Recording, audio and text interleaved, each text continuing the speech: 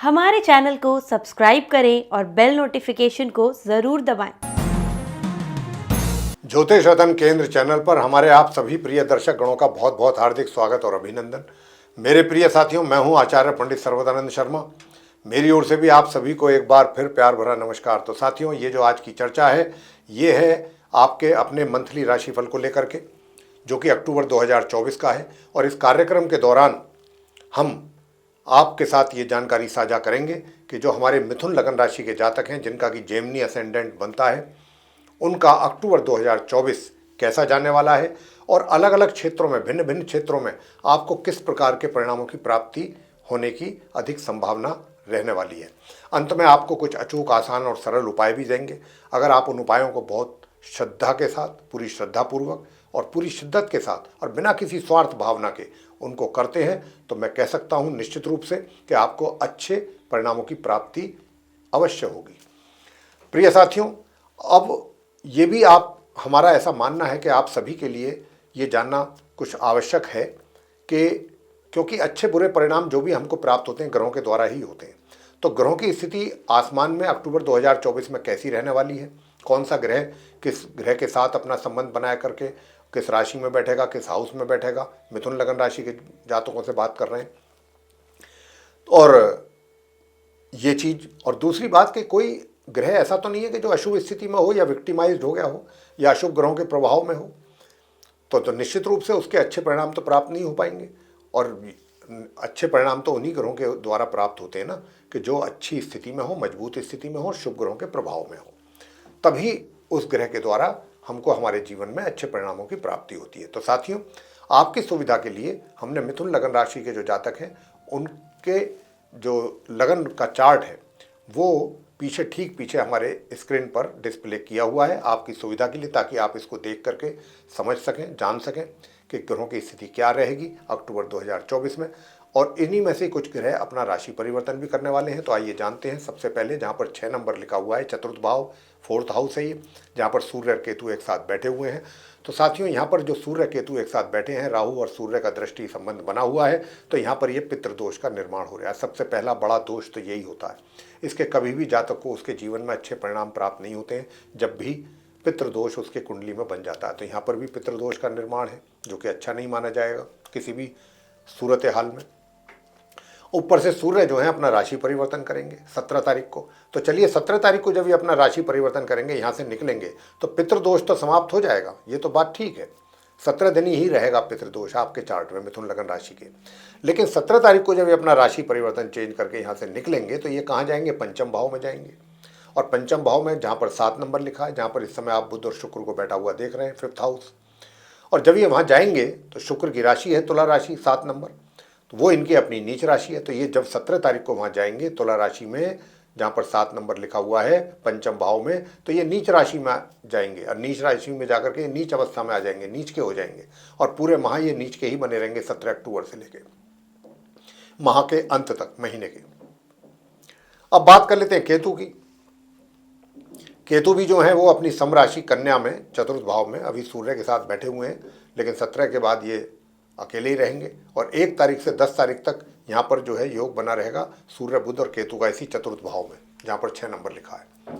बुध भी अपनी राशि में ही मौजूद रहेंगे, लेकिन 17 तारीख के बाद अकेले केतु रहेंगे यहाँ पूरे महीने। अब बात कर लेते हैं बुध ग्रह। जैसा मैंने अभी कहा कि 1 तारीख से 10 तारीख तक वो अपनी स्वयं की राशि कन्या में रहेंगे, चतुर्थ भाव में सूर्य और केतु के साथ। और 10 तारीख को ये फिर वहाँ से अपना राशि परिवर्तन करते हुए निकलेंगे और निकल करके अपनी मित्र राशि तुला में पंचम भाव में प्रवेश होगा इनका 10 अक्टूबर को। मार्गी और अस्त अवस्था में, मार्गी तो होंगे लेकिन अस्त भी होंगे, थोड़ी 50% स्थिति इनकी कमजोर रहेगी। और ये अपनी मित्र के राशि में आएंगे, अपने मित्र के साथ इनका संबंध बनेगा 10 अक्टूबर से पंचम भाव में तुला राशि में। और फिर ये यहाँ पर रहेंगे 29 अक्टूबर तक इस राशि में अपने मित्र के घर में। 20 तारीख को ये पश्चिम में उदय हो जाएंगे। तो 20 तारीख से इनकी पोजीशन में काफ़ी सुधार होगा, अच्छी पोजीशन हो जाएगी बुध की।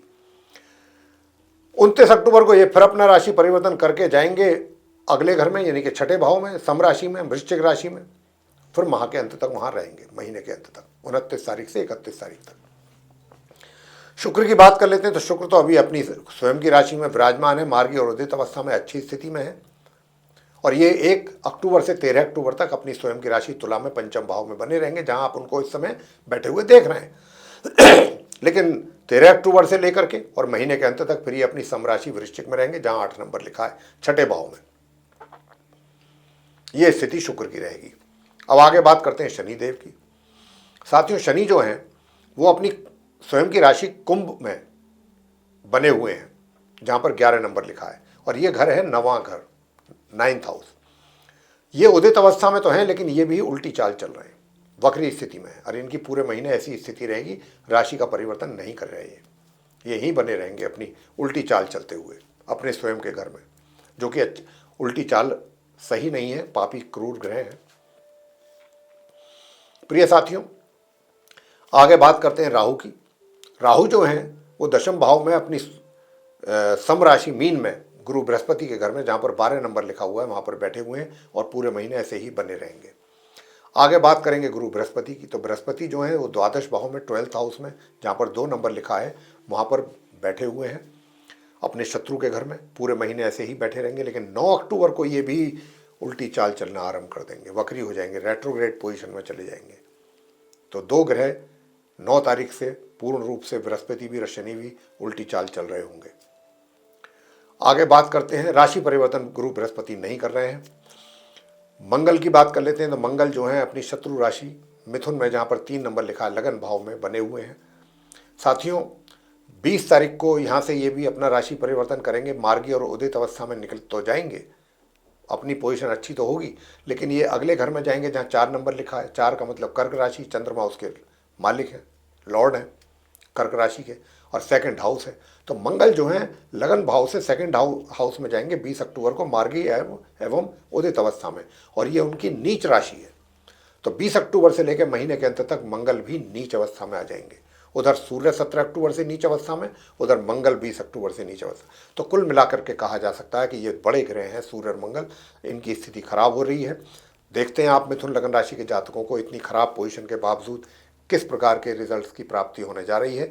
उपायों को तो हम आपको बता चुके हैं, कि अंत में हम जरूर देते हैं, और वो भी उपाय ऐसे होते हैं सरल, आसान और अछूत। अगर आप करेंगे तो निश्चित रूप से अच्छे परिणाम प्राप्त होंगे आपको, ये हम कह सकते हैं। तो आइए सबसे पहले बात कर लेते हैं आपके प्रोफेशन, आपके कार्य क्षेत्र को लेकर के। तो देखिए, आपके प्रोफेशन की मैं अगर बात करूं तो देखिए, प्रोफेशन में तो 1 तारीख से लेकर के और 10 तारीख तक तो जहां चुनौतियां हैं, कठिनाइयां हैं, परेशानियां हैं, वहां कुछ रास्ते भी निकलेंगे, सफलता के भी निकलेंगे, कार्य भी आपके समय पर पूरे बुध के द्वारा होंगे, क्योंकि बुध भी वहां पर 10 तारीख तक अपना दृष्टि संबंध बना कर रखेंगे आपके करियर हाउस से। तो वो आपके कुछ कामों को जो बिगड़ रहे हैं, सही नहीं दिशा में जा रहे हैं, तो उनको सही दिशा में लाने का काम करेंगे पहले 10 दिन अक्टूबर के। लेकिन उसके बाद का जो समय है, 10 अक्टूबर से लेके आगे तक का जो समय होगा, वो फिर आपके लिए थोड़ा चैलेंजेज वाला टाइम है मिथुन राशि के जातकों के लिए, मैं ये बिल्कुल कह सकता हूँ आपको। लेकिन परेशान घबराने की आवश्यकता नहीं है, परेशान नहीं होना। समय है, चैलेंजेज हैं, कोई बात नहीं, लाइफ इज ए स्ट्रगल का पीरियड है, करना है, करेंगे, ठीक है। पॉजिटिव रिजल्ट उस मात्रा में ना मिले कोई बात नहीं, आगे मिलेंगे, कर्म हम अपने करते रहेंगे। तो साथियों, ऐसी स्थिति आपकी रहेगी कार्य क्षेत्र की। अब आगे बात करते हैं आपके धन की स्थिति को लेकर के। तो साथियों, मैं बताना चाहूँगा कि 1 तारीख से 20 तारीख तक के बीच में जो धन की स्थिति है बहुत अच्छी रहने वाली है, काफ़ी अच्छी स्थिति रहेगी। बल्कि 20 क्या, मैं तो कहूँगा कि 29 तारीख तक अच्छी स्थिति रहेगी। महीने के लगभग महीने तक धन का आगमन तो रहेगा। लेकिन साथियों, मैं ये भी बता दूं आपको कि 20 अक्टूबर से और महीने के अंत तक का जो ये समय है, 20 अक्टूबर से जो भी आपने अपना धन संचय किया हुआ है, इसके भी ऐसे कुछ ना कुछ कारण बनेंगे कि वो धन आपको निकालने की आवश्यकता पड़े। लेकिन मैं आपसे यहाँ पर बार बार बोलूँगा कि आप अपने जो संचय किया हुआ धन है, जो आपने सेविंग किया हुआ मनी है, उसको बिल्कुल टच ना करें। अगर एक बार पैसा निकल गया तो दोबारा आपको संचय करना मुश्किल हो जाएगा, सेविंग करनी उस पैसे की। तो यहाँ पर बिल्कुल अपनी तटस्थ रहिएगा। अपना जो है पैसा जहाँ पर आपने सेव किया हुआ है 20 तारीख के बाद भी, क्योंकि मंगल वहाँ नीच अवस्था में आ रहे हैं, तो आपका पैसा बना रहे, इस बात की पूरी कोशिश आपको रखनी है। सुख सुविधाओं की बात कर लेते हैं। तो सुख सुविधाएं भी जो है 1 तारीख से 10 तारीख तक तो आप अच्छा लाभ लेंगे। लेकिन उसके बाद सुखों में कमी के संकेत हैं। बात कर लेते हैं प्रेम संबंधों की। प्रेम संबंधों की बात मैं अगर करूं तो मेरे प्रिय साथियों, जो आपके प्रेम संबंध है ये 13 तारीख से लेकर के माह के अंत तक का जो समय है उसमें आपके संबंधों में प्रोग्रेस होगी और आप उसको एंजॉय करेंगे अपने संबंधों को। और ये एक ऐसे संबंध होंगे कि इसमें एक तरफ काफ़ी ये आपका जो प्यार है काफ़ी पवित्रता रहेगी, दूसरी तरफ आप काफ़ी फ्लर्ट भी करेंगे, मतलब पूरा आनंद भी लेंगे। दोनों चीज़ें होंगी 13 तारीख से। लेकिन इसमें विवाह जैसा जो योग है बन तो रहा है, बनेगा 13 तारीख से, लेकिन उसके लिए थोड़ी सी आपको कोशिश अधिक करनी पड़ेगी, तब जा कर के बात बन जाएगी, ऐसा हमारा मानना है। विवाह का योग 13 तारीख से विवाह का भी योग बनेगा मिथुन लग्न राशि के जातकों के लिए। वैवाहिक संबंधों की बात कर लेते हैं। वैवाहिक संबंध कैसे रहेंगे? वैवाहिक संबंधों में कमी है, सुखों में तनाव भी रहेगा, विशेष रूप से 20 तारीख तक तो कुछ तनाव भी रहने की संभावना ज़्यादा है। प्रिय साथियों, तो ये महीना जो है आपको अपने वैवाहिक संबंधों को लेकर के बहुत काफ़ी गंभीर रहना होगा, ध्यान देना होगा, इग्नोर नहीं करना है आपने रिलेशनशिप को। और यहाँ पर क्या हो रहा है कि एक्स्ट्रा मैरिटल अफेयर्स के भी संकेत मिल रहे हैं, तो आपको जो है इन चीज़ों पर बहुत ध्यान देने की आवश्यकता है। लेकिन बता दें कि इस महीने मान सम्मान में भी हानि होने के पूरे पूरे चांसेस हैं, क्योंकि सूर्य की स्थिति बहुत कमज़ोर है, ये हम बता चुके हैं। सूर्य जो है विक्टिमाइज्ड है, तो बहुत ध्यान से करें जो भी काम करें, चाहे आप किसी भी क्षेत्र में हैं या कोई भी कार्य कर रहे हैं। मान सम्मान में कमी के भी पूरे पूरे योग बन रहे हैं। साथियों, आगे बात करते हैं पारिवारिक संबंधों की। पारिवारिक संबंध कैसे रहेंगे? तो मैं आपको बताना चाहूँगा कि 1 तारीख से लेके और 17 तक पारिवारिक संबंध जो है सामान्य रहेंगे, लेकिन 20 तारीख तक और 20 अक्टूबर से लेकर माह के अंत तक कटुता रहेगी। आप अपने घर के परिवार के सदस्यों को कुछ भी ऐसा बोल देंगे जो अचानक आपके मुंह से निकल जाएगा, और ऐसा निकलेगा कि दूसरा सामने वाला सोचने के लिए मजबूर हो जाएगा कि ये क्या बोल दिया इन्होंने, वो हर्ट भी होगा। तो आपको बहुत सतर्क रहना है, सावधान रहना चाहिए। आपके संबंधों पर आपके व्यवहार और आपकी बोलचाल से ही बहुत गलत प्रभाव पड़ सकता है 20 तारीख से लेकर 31 अक्टूबर के बीच में, तो आपको इस बात का ध्यान भी रखना है। और लेकिन घर के जो बड़े बुजुर्ग होंगे 20 तारीख से लेकर, वो आपको सपोर्ट करेंगे।